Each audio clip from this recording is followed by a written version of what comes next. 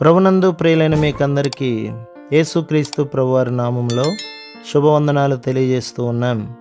దైవజనులు బ్రదర్ భక్త సింగ్ గారి పరిచర్యలో నుండి అలసిన వాణిని ఓరడించు మాటలు. మార్చి 22.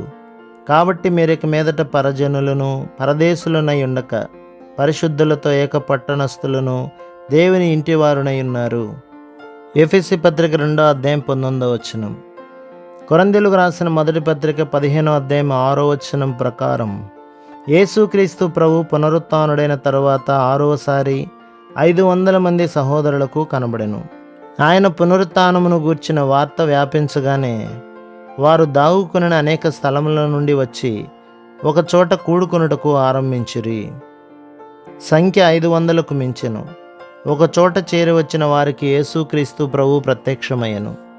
మానవ కల్పితములైన వ్యత్యాసములన్నింటినీ జయించి ఒక కుటుంబముగా మనము చేరి వచ్చినప్పుడు ఆయన కనబడుట ద్వారా ఆయన పునరుత్థాన శక్తిని మనం ఎట్లు అనుభవించగలమో చూడగలము. యేసుక్రీస్తు ప్రభు గెత్సెమనే వనములోనికి వెళ్ళకముందు ఇట్లు ప్రార్థించెను. నీవు నన్ను పంపితివని లోకము నమ్మునట్లు తండ్రి, నాయందు నీవును నీయందు నేనును ఉన్నలాగున వారును మన యందు ఏకమై ఉండవలనని వారి కొరకును ప్రార్థించుచున్నాను. యోహాను సువార్త 17వ అధ్యాయం 21వ వచనం. ఈ అధ్యాయంలో యేసుక్రీస్తు ప్రభు యొక్క ఉజ్జీవింపచేయు ప్రార్థన వ్రాయబడి ఉన్నది.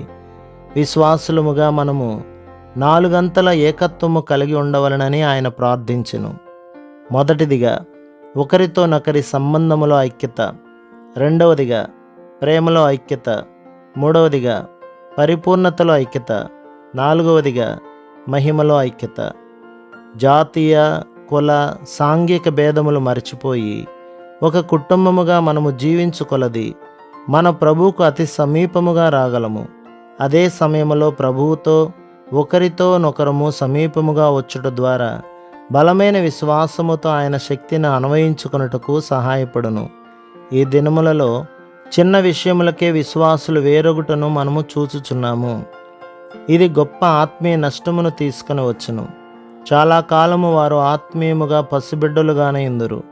ఎక్కడైతే విశ్వాసులు యేసు ప్రభు యొక్క ప్రభుత్వము క్రింద, శిరసత్వము క్రింద ఉండి నిజమైన ప్రేమతో ఒకరి ఎడల ఒకరు సహనముతో సేవాభావముతో కూడుకుందురో అచ్చట మనము అధికమైన ఆత్మీయ ఎదుగుదలను, దేవుని వాక్యమును గురించిన లోతైన గ్రహింపును, ఆయన ఎడతెగని సన్నిధి అనుభవించుటను కనుగొనగలము.